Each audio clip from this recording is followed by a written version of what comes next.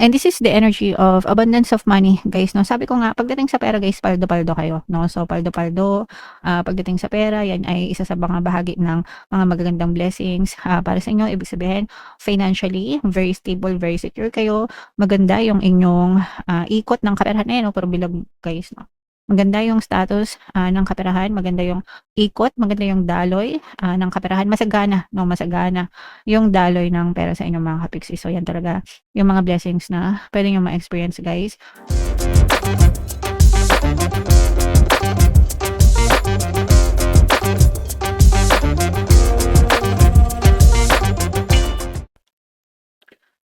Hello guys, hello Sagittarius. Welcome back to Pinay Pixie Tarot. Ang pamagat ng episode natin for tonight is mga blessings, guys, para ngayong May para sa Sagittarius, Sun, Moon, Rising sign, and Venus. So, unahin natin tong deck na to. Ito yung mga angel messages para sa inyo, guiding children, mga kapiksi. So, bilang adults, guys, no, tayo yung responsible sa paghulma, paggabay sa mga bata sa paligid natin, sa tahanan natin.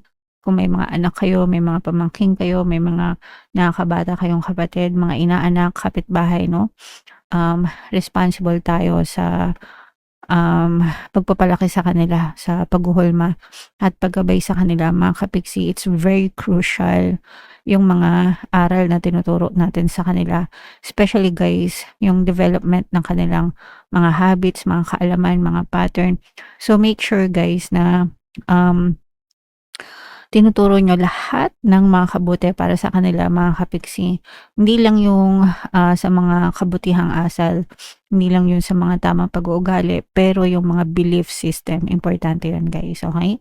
So, 0 to 7 years old, guys, super crucial yan sa kanilang development, mga kapiksi. So, make sure na turuan nyo sila para hindi sila maghirap paglaki nila, mga kapiksi, okay? Another message, guys. Eto, guys, maging sensitive kayo sa paligid nyo, sa energy sa paligid nyo, guys, no? Iwasan nyo yung mga toxic, mga kapiksi, mga nega. I-filter nyo yung mga pumapasok na impormasyon, mga tao, mga events, mga sitwasyon na pinapapasok nyo sa buhay. Lahat ng kinokonsume nyo, guys, no? Nabubuhos yung energy nyo dyan, mga kapiksi. Lahat ng binabasa nyo, lahat ng naririnig nyo, lahat ng napapanood nyo, yung mga comment, guys, sa mga social media. Lahat, guys, nasa SOCMED na ngayon, no? Yun na yung era ngayon, mga kapiksi. So, lahat yan, meron niya impact sa inyo, mga kapiksi. Kaya make sure na you always feed your mind, your brain, your energy ng mga magaganda, mga kapiksi. Iwas-iwas kayo sa mga kanagahan, guys, para maganda lang palagi yung pattern ng buhay nyo, Sagittarius, okay? And be bold, be courageous, maging matapang kayo, guys. Ito'y no, tawag. I'm sensing na tinatawag kayo ng mga gabay nyo na mas maging matapang, mas maging bold, mas maging courageous. Mga kapiksi, huwag kayong matakot, no, na sumubok ng mga bagong bagay sa buhay nyo kasi sometimes yung takot nagiging, hindi sometimes, balakid talaga siya, no, para sa magandang pamumuhay. So, kung gusto nyo maging maganda yung buhay nyo, alisin nyo yung mga takot, guys, okay? Alright. So, ito naman ay sa love, guys. Tingnan naman natin yung love message or love advice sa inyo. Release your ex, mga kapiksi, no? Ito yung advice. Kung ginawa nyo na ang lahat para sa mga may ex na hindi pa makamove on, guys. So, kung ginawa nyo ng lahat para pabalikin sila, nang makaawa, umiyak, naggalit-galitan, whatever, away-away, tumbling-tumbling, pero wala pa rin, guys, no? Baka nagsasayang na kayo ng energy nyo sa relationship, guys, no? It's okay na umasa na umayos pa, magkabalikan. Kasi nag-invest na kayo dyan, no, ng pagmamahal, nag-invest na kayo ng time and effort. Sometimes may mga anak na, sometimes kasal na. Pero there are also cases na mas makakabuti rin na i-let go nyo na lang yung person, especially kung wala na talaga sa side nila, kasi sabihin natin bumalik nga sila, pero hindi na sila kagaya ng dati, 'di ba? And wala na yung love, 'di ba? Wala na yung pagmamahal. So, gusto niyo ba mag-suffer sa gano'ng klase ng relasyon, 'di ba? Siyempre hindi. So, sometimes yung mga gano'n, kailangan na rin nating, i-let go, mga kapiksi. And another message naman, it is safe for you to love. So, kung na-let go mo na yung mga ex nyo, guys, and ready na kayo sa bagong pag-ibig, i-open nyo yung puso nyo, no? Kasi deserve nyo na magkaroon ng magandang relationship. Yung iba kasi, guys, kapag broken hearted sila, ayaw na nila. Kasi sasabihin nila, sakit sa ulo, nasasaktan lang sila, palagi lang silang iniiwan kasi gumawa kayo ng ganong klaseng belief system. But if you create a great belief system about love, it's okay to love, it is safe for you to love, no? And you deserve love, you deserve the best person, you deserve the best relationship. The right person will come, dadating ang tamang tao, dadating ang tamang relasyon, dadating ang tamang pagmamahal para sa akin. 'Di ba? Dapat ganun, no? Para everybody deserves to be happy pagdating sa love and relationship, and hindi ka exemption. Lahat yan, it applies to everyone, okay? So, kung may sumasaya sa love, ikaw din, pwede ka ring sumaya sa love, kapiksi. And romantic feelings, guys, no, express yourself. It's okay na maghanap ng jowa, it's okay na mag-attract ng jowa, mga kapiksi. If you feel like it, go for it. Basta wag lang kayong mang-aagaw, no? Kukuha na rin lang kayo ng jowa, wag na yung may sabit, guys. Kasi hindi mo deserve na maging kabit. Bakit ka magse-settle na maging kabit kung pwede namang ikaw yung legal, 'di ba? So, wag mong ibaba yung sarili mo, mga kapiksi. Napakababa ng mga taong sumasabit sa relasyon. So, shuffle natin to, guys. Hanapin natin yung energy ng Sagittarius habang pinashuffle ko to. Mga kapiksi, panoorin nyo muna yung video natin, guys, regarding sa ating paano mag-manifest ng abundance video course. Kapiksi, sawa ka na ba sa mga struggles at hirap sa buhay mo? Masipag ka ba at masikap sa buhay ngunit hindi ka pa rin umaasenso? Ilang beses ka na bang nag-attempt mag-negosyo at mag-invest pero palagi ka pa rin nalulugi? Sa pagkakataon na ito ay maaaring may subconscious beliefs ka na nagiging balakid sa iyong pag-unlad at pagyaman. Introducing, paano mag-manifest ng abundance video course. Dito ay matututunan mong ma-overcome ang mga balakid mo para tuluyan ka ng umunlad, umasenso, sumagana, maging matagumpay, successful at maswerte sa iyong kabuhayan, pera, trabaho, negosyo, salapi at kaperahan ng bonggang-bongga. Dali, mag-send na ng email sa pinoypixie@gmail.com at simulan na ang iyong pagyaman ngayon.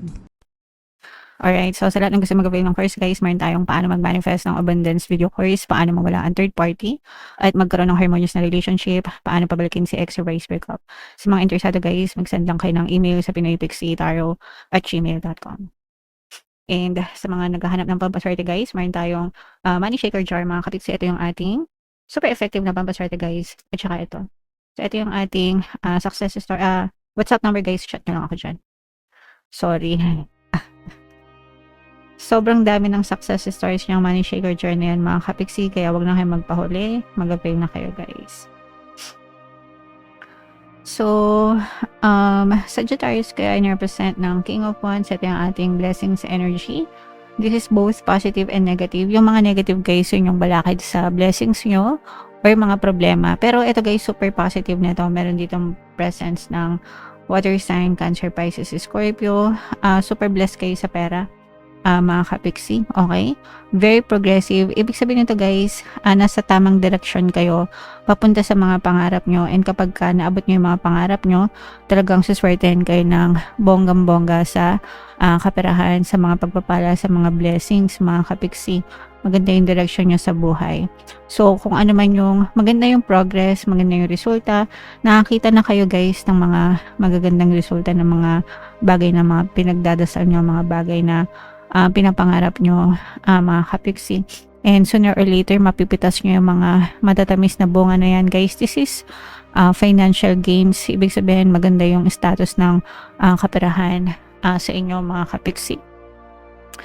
So, napipitas nyo na yung mga matatamis na bunga, kumbaga. So, tuloy-tuloy nyo lang yung journey na yan, tuloy-tuloy nyo yung mga pag-abot nyo sa mga pangarap nyo, and para talagang maramdaman nyo yung blessings, and magiging blessing din kayo sa ibang tao. Yun yung maganda dito, guys. Ibig sabihin, yung mga blessings na natatamasa nyo, dadating yung time na sasagana kayo para makapag-share din kayo ng mga blessings sa ibang tao, mga kapiksi. Alright? And for some of you, lalo na doon sa mga may negosyo, mga kapiksi, no? Nararamdaman natin na maganda yung takbo ng negosyo nyo. Guys, nagkakaroon ng transformation, mas nagiging agresibo yung approach nyo in a good way, no?